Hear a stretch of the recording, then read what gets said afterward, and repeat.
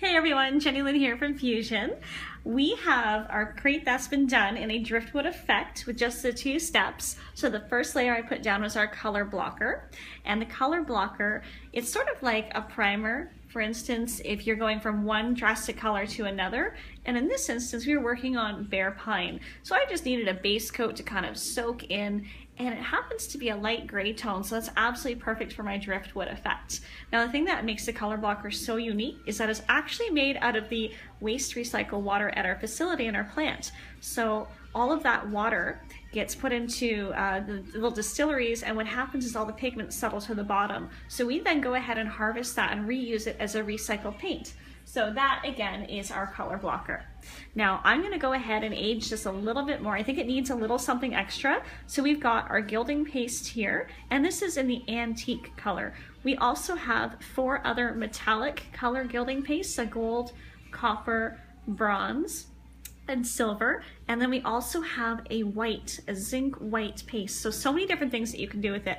It's completely natural, so there's no toxic chemicals in this whatsoever. Now I'm going to go ahead and just take a little bit out with my little trowel here. I'm going to put it down on the paper. A little bit goes a long way, so it's really important to understand that you need just the smallest amount. I like to put it on some sort of craft paper or something that you're working on. Dip my brush in it, but offload your brush. Try and take a lot of it off because it is highly pigmented. You don't need a lot of it. And what I'm going to do here is just kind of lightly brush along, and what it's going to do is it's going to hit all of those edges and it's going to highlight all of those. So once again, very, very little. I don't need a lot. Dab it off and just kind of swipe it along.